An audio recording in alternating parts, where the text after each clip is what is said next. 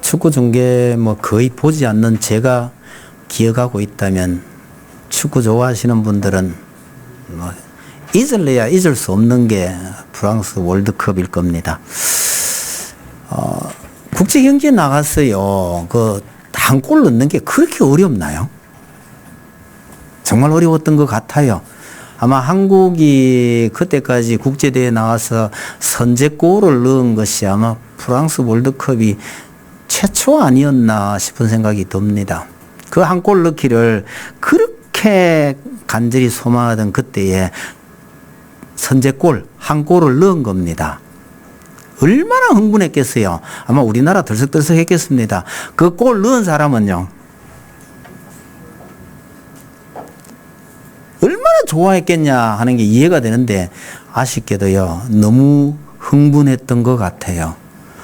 몇 분이 못 지나가지고요 퇴장을 당합니다. 그러고 난 다음에 그 경기는 치고 맙니다. 그리고 그 다음 경기는요 5대0으로 집니다. 세상에 그 국제대회에서 대회 중에 감독이 경질돼 가지고 돌아옵니다. 세상에 망신도 이런 망신이 없습니다. 정말 잊을 수 없는 일이 벌어진 경기였죠. 이번에 초반에 한 골 넣었다고요 그렇게 흥분한 일이 아니더란 겁니다. 반대 경우도 마찬가지 아닐까요? 초반에 한 골 먹었다고 했어요. 그렇게 슬퍼할 일도 아닐 것 같다는 생각이 듭니다. 어떻게 본다면 이건 축구의 얘기일 뿐만 아니라 우리 인생이 좀 그렇지 않을까 이런 생각이 듭니다. 나름대로 참 잘했다고 했던 일도 지나고 보면요 별거 아닐 수도 있고요. 좀 드물긴 하지만 기대하지도 않았는데 기대 이상의 좋은 결과가 나오는 경우도 있습니다. 그야말로 횡재한 느낌이 들겠죠. 여러분, 우리의 이런 삶의 모습을 보여주는 고사성어가 많이 있는데 세옹지마나 남가일몽이나 이런 게 그런 말 아닐까 생각이 듭니다. 세옹지마요? 좋은 일이 생겼다고 해서 그렇게 좋아할 것도 없고 슬픈 일이 생겼다고 해도 그렇게 슬퍼할 일 아니다 이런 뜻이 되죠. 남가일몽요? 정말 승승장구해서 멋진 인생을 살았는데 깨고 보니 꿈이더라 이런 겁니다. 저는 개인적으로 이런 고사성어를 보면서 이런 말들이 우리에게 주는 게 뭐냐면 우리 인생은 그렇게 좋아할 것도 슬퍼할 것도 없다. 그러면 어떤 뜻이 되죠? 그냥 무덤덤하게 살아라는 얘기 아닙니까? 좀 심하게 말하면요 무감각한 상태로 살아라 이렇게밖에 이해가 안 돼요. 물론 본래 의도는 그런 거 아니겠지만 저는 받는 느낌이 그런 겁니다. 반면에 성경은 뭐라 그럽니까? 우리 인생을 향하여 기뻐하고 뛰놀아라고 말합니다. 인생길이 얼마나 힘든데요. 이 힘든 인생길 살아가면서 어떻게 해야 기뻐하고 뛰놀 수 있는가를 한번 생각해 보려 합니다. 우리 성도들은 힘들지만은 전부 기쁘고 즐겁게 살아가고 계신다고 생각한다면 이 설교가 그다지 필요 없을 듯도 합니다만은 한번 살펴봤으면 하는 생각에 말씀드립니다. 여러분, 오늘 본문에 등장하는 대로요 가난하고 줄이고 울고 미움을 받는 것은 어떤 의미에서 엄격하게 구별되는 것이 아닙니다. 제가 보기에 거의 동의어 수준이에요. 실제로 예수님께서는 어려운 사람들에게 복음을 먼저 전하셨습니다. 하나님이 외에 의지할 것이 전혀 없는 사람들이 복음을 받아들이게 되면요 미움마저 받게 됩니다. 그런데 이런 사람들 향하여 기뻐하고 뛰놀라고 말씀하십니다. 여러분, 배고픈 사람에게 제일 급한 거는 먹을 걸 줘야 안 되겠어요? 근데 먹을 것 안 주고 기뻐하고 뛰놀라 그러면 이게 얼마나 답답한 얘기입니까? 예수님께서는 왜 이렇게 답답한 말씀을 하실까요?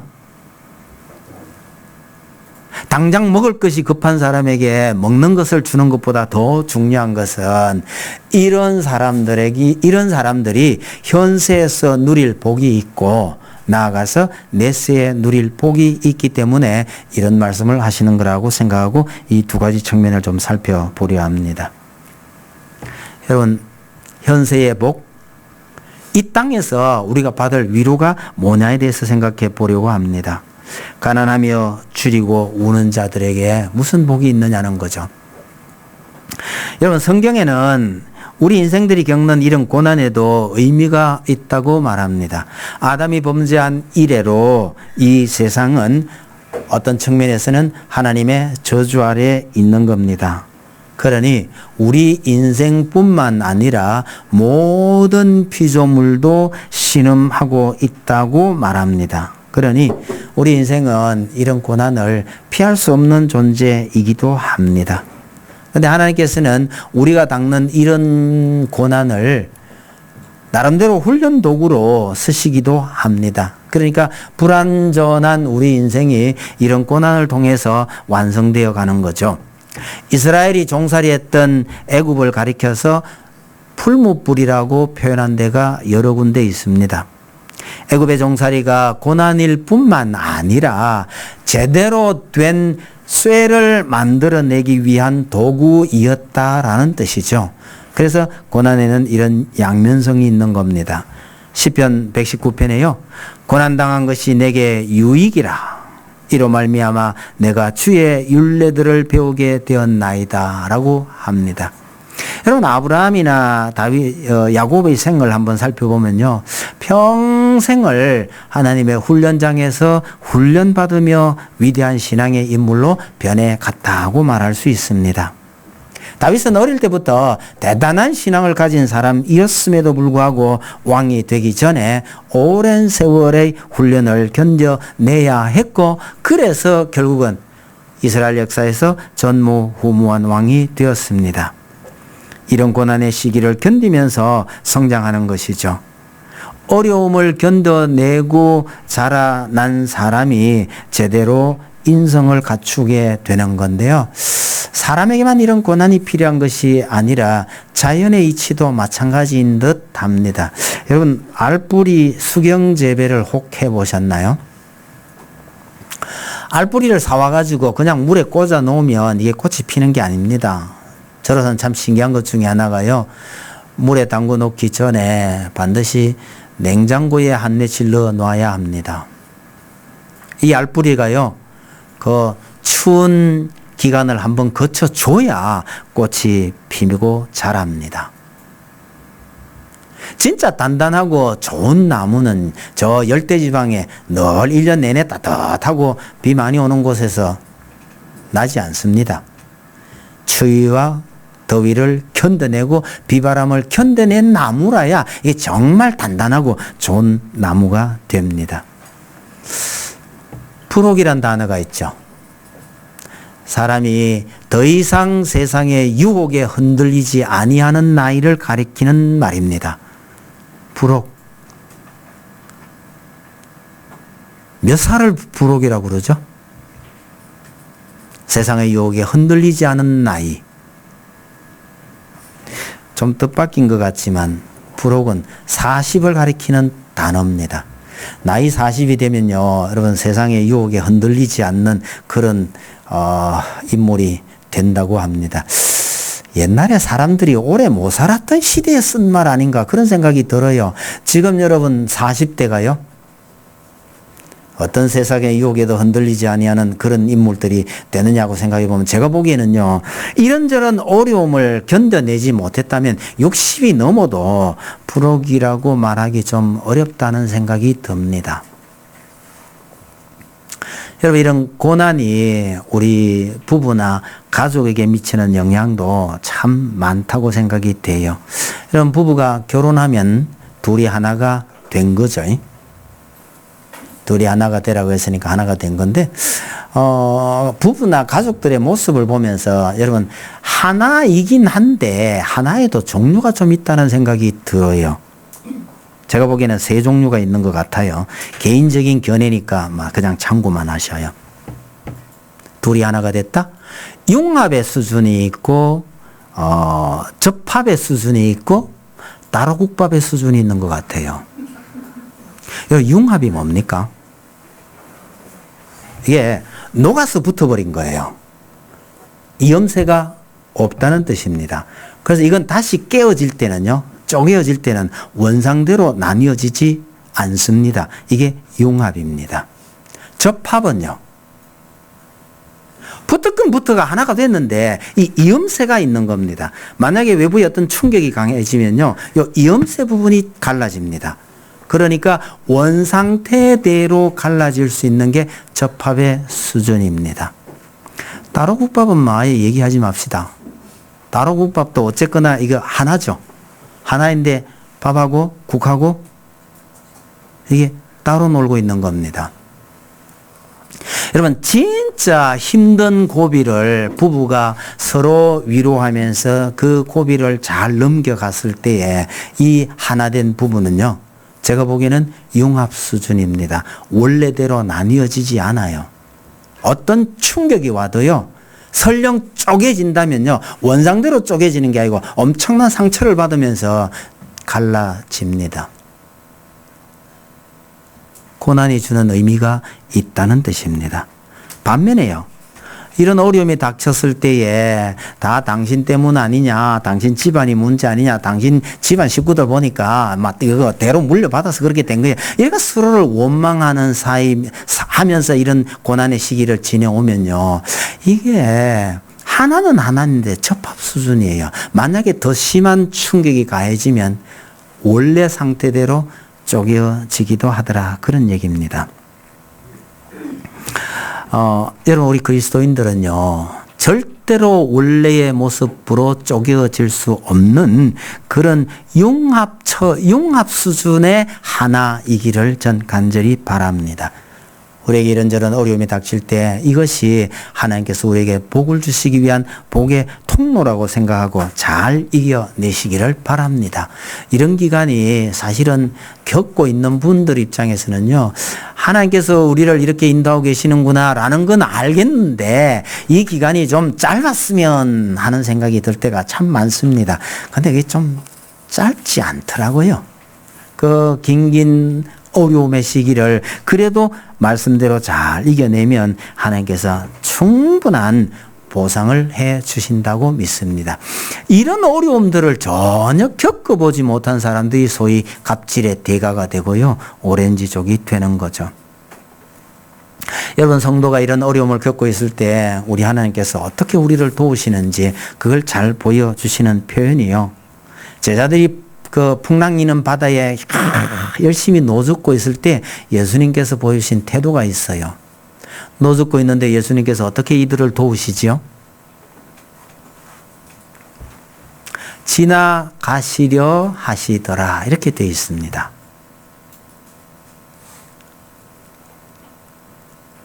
풍랑을 만나서 열심히 노를 젓고 있는데 배는 한 발짝도 나아가지 않습니다. 그 바다 위로 예수님께서 걸어오셨어요. 지나가려 하시더라, 이렇게 되어 있습니다. 그럼 어떻게 해요? 매달려야지요. 불러주기를 바라시면서 그냥 지나가는 척하고 계시는 거예요. 구약에서는 선지자가 나타나기도 하고 하나님께서 직접 말씀하시기도 하셨지만 오늘날 신약 시대는 완성된 계시, 즉 성경 말씀을 통해서 우리에게 말씀하고 계십니다. 우리 눈에 안 보여요. 나타나시지 않으니 하나님 없다고 생각하는 사람들도 적지 않습니다만은 성경 말씀이 내게 주시는 말씀이라고 생각하고 그 말씀대로 살아본 사람은요, 하나님께서 숨어 계시면서 남모르게 자기를 인도하고 계신다는 것을 체험하게 됩니다. 즉, 현실을 볼 거냐 아니면요, 그 현실 너머에 계시는 하나님을 볼 것이냐의 문제입니다. 하나님께서는 자기 말씀대로 살려고 애쓰는 자기 백성을요, 분명히 그렇게 도와주고 계신다는 사실을 잊지 마시기 바랍니다. 아니, 정말 말씀대로 살려고 그랬는데 하나님께서 전혀 도우시지 않더라, 혹시 그런 분이 계시다면요, 그럴 경우라면 분명히 내가 알지 못하는 다른 뜻이 있거나 아니면 내게 특별한 사명이 있기 때문일 거라고 생각하시면 될 듯합니다. 여러분, 우리는 흔히 생각하기를 말씀대로 순종하고 살면 아무런 문제 없이 그야말로 만사형통일 거라고 생각하는 경향이 있습니다만은 성경에는 그렇지 않은 케이스가 참 많아요. 여러분, 요셉이 팔려가면서 무슨 생각을 했을까요? 겨우 좀 살만한데 잘못 없이 옥에 또 갇혔습니다. 무슨 생각을 했을까요? 정말 하나님이 살아계시다면 내게 이런 일이 있을 수 있겠느냐? 뭐 이런 생각 했을 것 같습니까? 아마 했을지도 모르겠습니다. 그 감옥에 갇혔어도요, 어찌어찌 하다 보니까 희망이 하나 생겼습니다. 이 살아나간 그 떡 맡은 관원장, 죽었네요. 포도주 맡은 관원장. 이 사람이 나를 기억해주면 어쩌면 내가 살아나갈 수 있을지도 모르겠다고 생각했는데 깨끗이 잊어버렸습니다. 이런 그 고난이 계속 가중되는 요셉이 그 속에서 무슨 생각을 했을까? 정말 말씀대로 사는 내게 왜 이런 일이 생기는 걸까? 10년도 넘는 긴 세월 동안 요셉은요, 이유를 알 수 없는 이런 고난을 계속 겪었습니다. 그 과정에서도 그가 아마 절대로 잊을 수 없던 것은 고향에서 꾼 꿈 아니었을까, 그렇게 생각하는 거죠. 하나님의 말씀과 명령을 따라 그 하나님 말씀대로 살려고 애를 쓰는 가운데서도요, 무수히 고난을 겪은 사람들이 정말 많이 있습니다. 여러분, 가장 대표적인 케이스가요, 하나님의 아들 예수 그리스도입니다. 우리 인생의 고난이 우리를 구원하시려는 하나님의 섭리라는 것을 굳게 믿으시기를 바랍니다. 힘들고 어렵다고 해서 하나님을 원망하고 비관하지 말고, 하나님의 말씀은요, 기뻐하고 뛰놀라고 하시니 내 머리로 이해가 안 되더라도 그냥 기뻐하고 뛰놀아야죠. 이것이 하나님께서 우리에게 주시는 명령입니다. 왜? 그 말씀 속에 분명히 하나님께서 하시고자 하는 일이 있기 때문입니다. 그런 분이 하나님의 놀라운 은혜를 체험하게 될 것입니다. 분명히 그런 고백이 우리 성도들 입에서 나오실 수 있기를 바랍니다. 그러나 그보다 더 큰 내세의 복이 있고 내세의 위로가 있다고 성경이 말합니다. 예수 믿는다는 이유로 버림을 당하거나 비난을 받으면 기뻐 뛰놀라고 하십니다. 왜요? 하늘에 더 큰 상급이 있다고 말하는 겁니다. 그런데 힘들어 죽겠는데 이게 가능하냐는 생각을 해봅시다. 좋은 예가 성경에 많이 있습니다. 아마 가장 대표적인 것이 오순절 이후에 제자들의 모습에서 그걸 볼 수가 있죠. 붙들려 가서 채찍에 맞고 다시는 예수 이름 꺼내지도 말라는 위협을 당해도요, 그런 고난을 제자들은 기뻐하면서 돌아왔다고 합니다. 심지어 바울은 그리스도의 남은 고난을 자신의 육체에 채운다고 합니다. 기독교가 박해를 받던 그 시절에 수많은 우리 선조들이 그랬습니다. 어떻게 그럴 수가 있나요? 죽음마저 기꺼이 받아들일 수 있었던 것은 죽음 너머에 더 나은 세상이 있음을 믿었기 때문이죠. 고린도전서 15장에요. 만일 그리스도 안에서 우리가 바라는 것이 다만 이 세상의 삶뿐이면 모든 사람 가운데 우리가 더욱 불쌍한 자이리라고 말합니다. 여러분, 내세 소망이 없다면 예수 믿는 사람들만큼 불쌍한 사람이 없다는 얘기잖아요. 예수 믿는 것 때문에 이런저런 어려움이 있다 해도 정말 기뻐해야 될 중요한 이유는 내세에 더 큰 상급이 있기 때문입니다. 가난한 자에게는요, 하나님의 나라가 예비되어 있다고 합니다. 지금 줄이는 자에게는 배부를 날이 있다고 합니다. 지금 우는 자에게는 웃을 날이 있다고 말합니다. 계시록 21장에요. 모든 눈물을 그 눈에서 씻기심에 다시 사망이 없고 애통하는 것이나 곡하는 것이나 아픈 것이 다시 있지 아니하리라고 합니다. 그러므로 현재의 고난은 장차 우리에게 나타날 영광과 좋게 비교할 수 없음을 알고 고난을 견뎌야 합니다. 소망을 품고 기쁘게 살아야 합니다. 현세의 고난과 넷세의 복은 사실은 비교 자체가 불가능합니다. 이 땅의 고난이 아무리 극심하고 길어도 이거 일시적인 거에 반해서 하나님의 나라는 영원하기 때문입니다. 여러분, 일시적인 것과 영원한 것의 차이, 우리 이걸 실감하기가 참 어렵습니다. 수학적으로 하면 답이 아주 쉬운데요.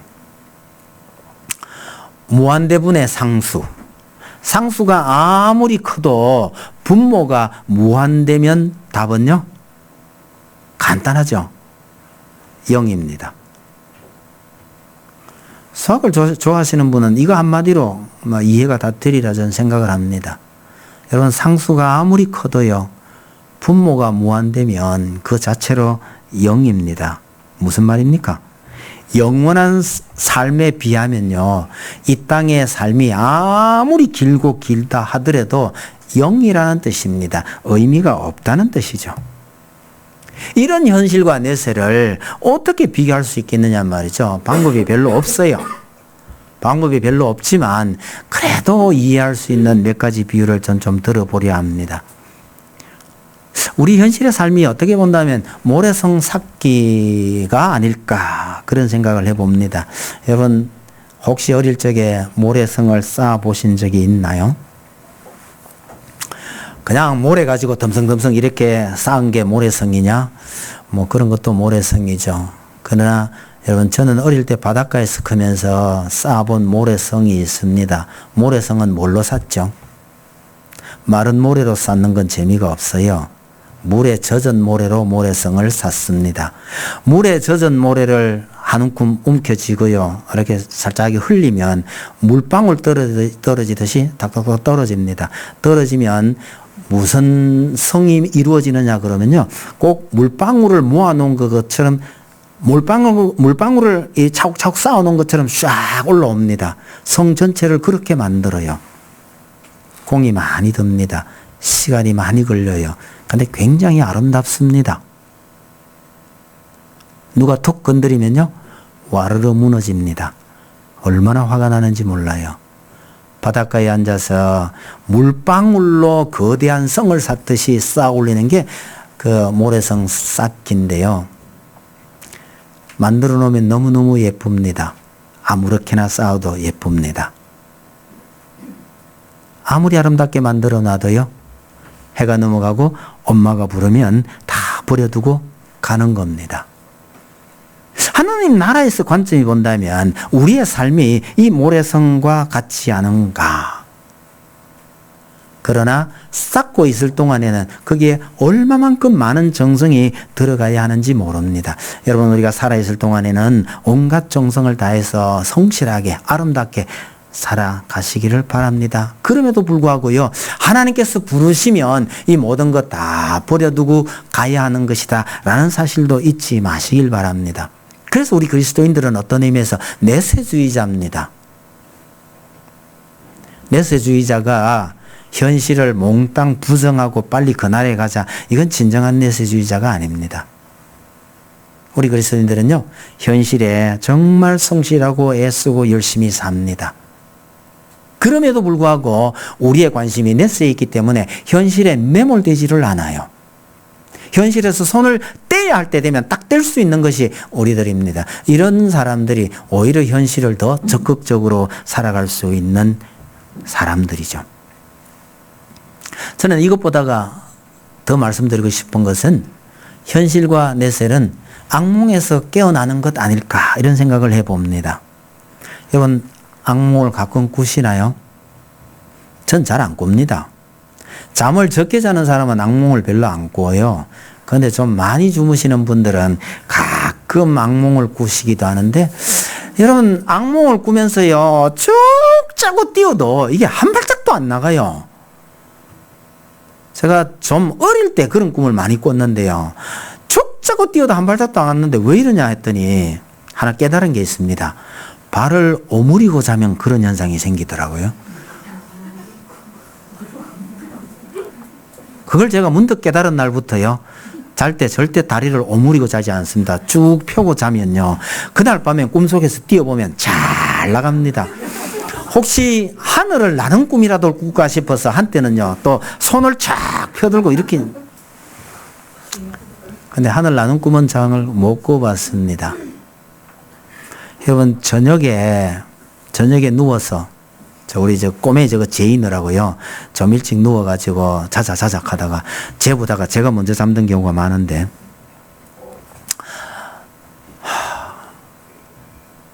설교, 현실과 내세를 어떻게 설명을 할까 고민을 하다가 잠이 들었는데 세상에 그날 밤에 제가요, 악몽을 꾸다가 깬 겁니다. 끔찍한 악몽을 꿨어요. 그때 제 머릿속에 탁 때려오는 게요, 악몽을 꾸다가 꿈을 딱 깼을 때에 얼마나 마음이 편안한지 아세요? 지금 너무너무 큰일이 나서 이걸 어쩌냐고 온갖 용을 다 쓰고 있는데 세상에 방법이 없는 거예요. 도대체 이해 안 되는 일들이 왜 이렇게 생겨나냐. 진땀을 빨빨 흘리다가 깨고 나니까요, 세상에 그렇게 안심되고 편안한 거 있죠. 아, 이거다. 그래서 새벽에 뛰어가가지고 제가 써놓은 게 이겁니다. 현실과 내세의 비교는 바로 이 악몽에서 깨어난 것과 꼭 같겠다. 악몽의 가장 큰 특징은요, 몸이 생각대로 움직여지지 않는 겁니다. 우리 인생이 어떤 측면에서 그런 게 좀 있겠구나 이런 생각이 드는 거예요.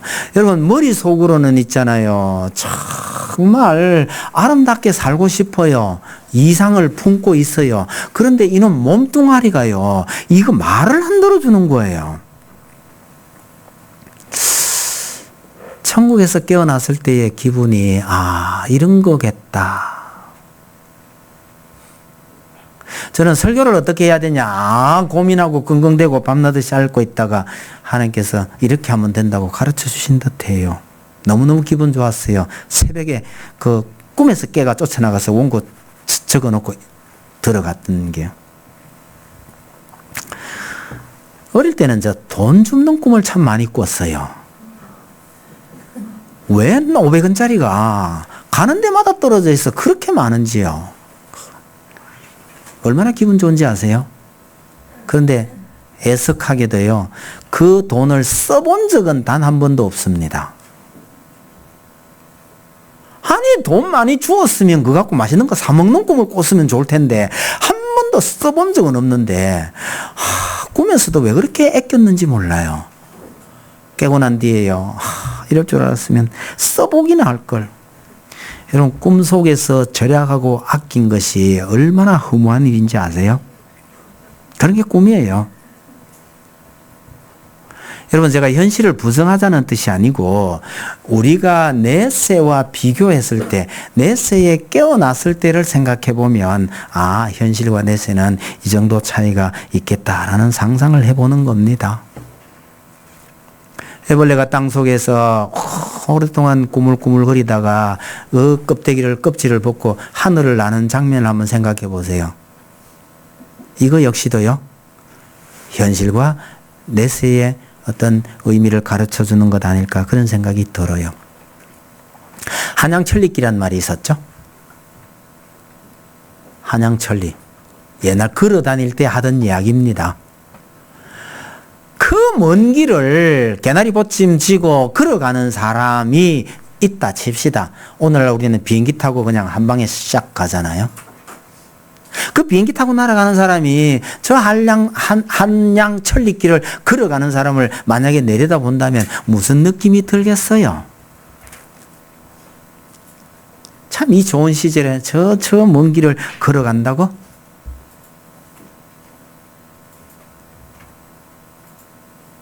그 비행기 타고 가는 사람이 내려다 보니까 보이지도 않겠지만요, 앞서가는 사람, 뒤쳐져 가는 사람의 차이가 뭐겠어요? 비행기 타고 가는 사람 눈에는 그거 아무것도 아닙니다. 그런데 우리 눈에는요, 저 앞에 가는 사람이 그렇게 부러운 거예요. 저거 언제 따라가냐, 아무리 열심히 걸어도 거리가 좁혀지지 않는데, 어쩌면 우리 인생도 그런 것 아닐까 이런 생각이 듭니다. 여러분, 주변에 부러운 사람 참 많죠. 그거요, 천리길을 조금 앞서가는 사람일 뿐입니다. 우리의 시각이 이 땅에만 머물러 있을 것이 아니라 이런 높은 하늘에서 내려다보는 이런 시각을 좀 가지면 그거 참 별거 아니라는 생각이 들 수 있습니다. 제가 포항에 있을 때 제가 한씩 가끔 얘기하는데 그 정육점 하시던 집사님 젊을 때에 거의 가까운데요 교수 아파트 촌이 있어요. 그 앞을 지나가면서요 저기 사는 사람들은 얼마나 행복할까 이러면서 거기를 지나다녔습니다. 포항 공대 교수촌이니까요. 근데 이분이 어쩌다가 거기 가서 그 교수님들 살림을 좀 살았답니다. 뭐라고 설명해야 될지 모르겠는데요. 파출부 겸이죠. 거기 가서 살림을 좀 살아드렸는데 얼마간 했는지는 모르겠는데 그분이 제게 한 얘기가 그겁니다. 제가 저 동네에서 파출부 노릇을 조금 했는데요. 목사님 가장 큰 소득은요. 저기 사는 사람이나 우리나 별반 다르지 않구나 하는 걸 알게 된 거랍니다. 그전에는요. 그 앞으로 지나가기만 하면 저기 사는 사람들이 그렇게 부러울 수 없었대요. 그런데 그 사람들 삶 속에 들어가서 집일을 도와준다고 하면서 보고 들은 바에 의하면 우리하고 다른 게 하나도 없네. 이것이 가장 큰 소득이었다라고 얘기하더라고요. 부러운 분들이 주변에 참 많이 있을 거라고 생각합니다만은 여러분 그 삶 속에 들어가 보면 그다지 부러울 것 아니에요. 그 삶이나 내 삶이나 별반 다르지 않은 거예요. 오늘날 우리 한국의 현재 모습이 너무너무 힘들고 희망이 없다 그런 얘기 늘 하더라고요. 여러분 현재만 그럴까요? 옛날 우리 때는 어땠을까요? 아니 거기서 또 한 100년쯤 이전으로 거슬러 올라가면요. 여러분 어느 시대나 그 희망이 없고 어려움이 많기는 다 마찬가지 아니었나 싶은 생각이 듭니다. 웬만하면 아실 것 같아서 이 얘기는 생략하고요. 최근에 기사를 읽으면서 가장 재미있었던 거는 여러분 현재 정치적으로 가장 제정신이 아닌 나라가 어디일까요? 이 지구상에요. 우리나라 정치도 문제가 참 많죠. 이러다가 나라가 되겠나 싶은 생각이 들 때가 한두 번이 아닌데도 불구하고 현재 이 지구상에서 가장 제정신이 아닌 나라가 어디일까요? 영국의 전 총리가 말한 바에 따르면 영국이랍니다. 영국요? 그야말로 정치 1번지 아니에요. 그런데 총리를 지냈던 분이 말이 영국이 제일 제정신이 아니랍니다, 지금. 우리와 비교하면 정말 화려한 삶을 살고 있을 것만 같은 사람들 중에 가끔 목숨을 버리는 일들이 발생을 합니다. 우리가 보기에는 정말 화려해 보이고요. 꿈을 다 이룬 것 같이 보이는데도 불구하고 본인들은 그렇게 느끼지 못하는 모양이에요.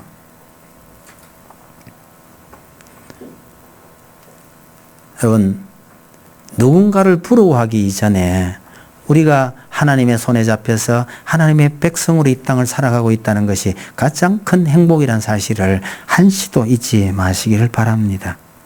여러분 실제로 부자이기도 하고요. 배도 부르고요. 슬픈 일이 하나도 없어요. 이 세상이 너무너무 좋아요. 그런 사람 어떻게 해요? 예수님은 무슨 부자하고 원수가 져가지고 부자애들에게 그렇게 악담을 늘어놓으셨나? 이런 생각이 드시나요?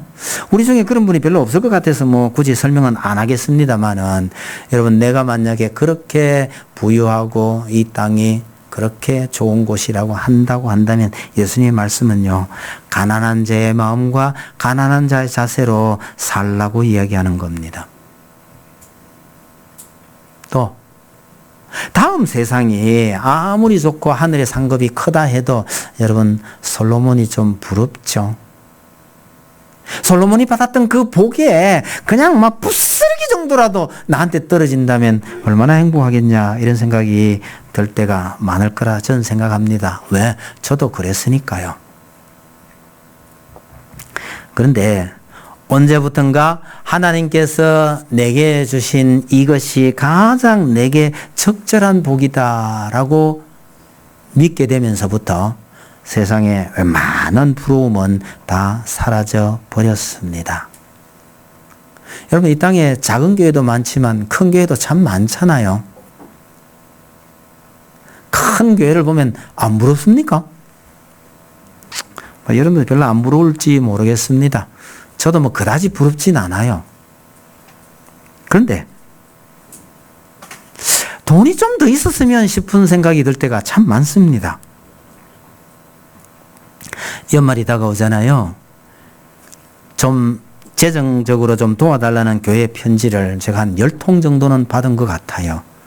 이 조그만 교회에 뭐가 있다고 그런 편지가 오는지는 모르겠습니다.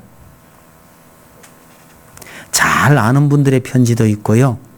전혀 모르는 분, 아마 이분들은 남의 교회 형편이나 이런 거 상관없이 마구 보낸 거 아닐까 이런 생각이 들긴 합니다. 실제로는 좀 도와주셔야 되겠습니다라고 말을 해야 될 만한 분들 중에 말하지 않는 분도 참 많이 있습니다. 개인적으로 제가 돕기보다는 교회가 이런 일을 잘할 수 있도록 우리 성도들이 능력을 좀 갖췄으면 참 좋겠다 싶은 소망인지 욕심인지 제게 있습니다. 뭐 이런 욕심은 좀 가져도 괜찮겠죠. 저는 제 개인적으로 제 통장을 들여다보는 일이 거의 없습니다. 근데 약간 문제가 있어요. 이거 자동이체를 시켜놓은 게 꽤 많거든요. 그러다 보니까 나도 모르는 사이에 자동이체가 중지되는 것들이 가끔 하나씩 생깁니다. 어저께 집사람이요, 여보 작년 말부터 자동이체가 하나 빠졌다. 현재 정확하게 하려면 한 달에 한 번씩은요 자동이체가 몇 개가 빠졌는지 개수를 꼭 확인해야 돼요. 확인해야 되는데 집사람도 무심코 있다가 하나 빠져나왔던 모양입니다.